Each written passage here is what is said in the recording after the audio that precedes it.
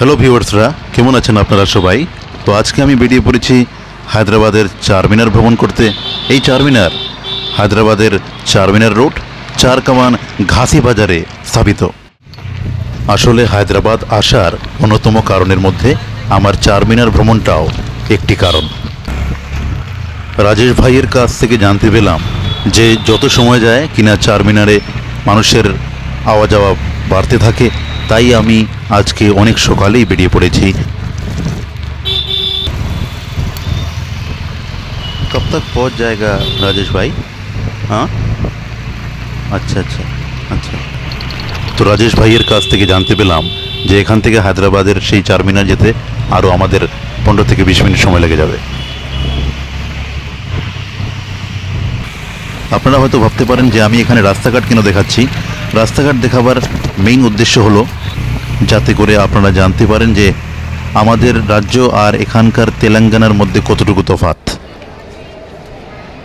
So finally I am in Charminar. এখন আমি আপনাদের কাছে তুলে ধরছি চারমিনারের সুন্দরতাটাকে।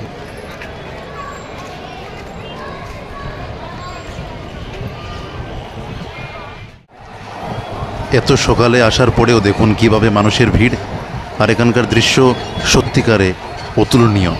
দেখুন কতটুকু উঁচা আর কি সুন্দর কারুকার্য, মানে অচম্বিত হয়ে যাচ্ছি আমি এখানকার কারুকার্য দেখে।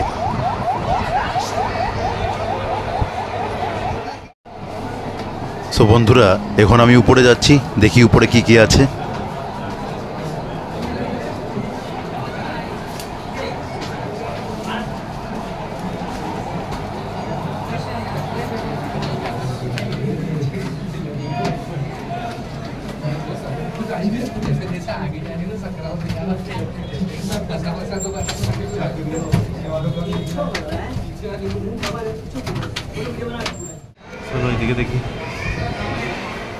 মাই গড, আমি আমার লাইফে এত উঁচু সিঁড়ি কখনো উঠিনি।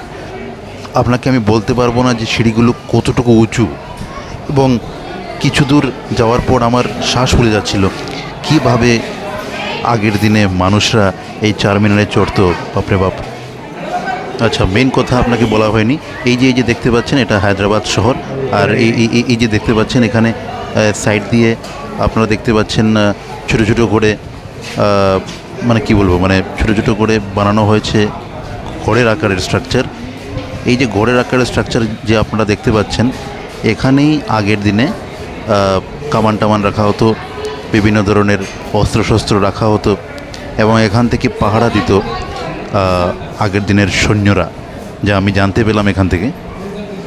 দেখুন দেখুন, আমি দেখাচ্ছি আপনাদেরকে কি সুন্দর দৃশ্য। দেখুন চারিদিক দিয়ে মানুষ দাঁড়িয়ে দাঁড়িয়ে এখানকার দৃশ্য দেখছে।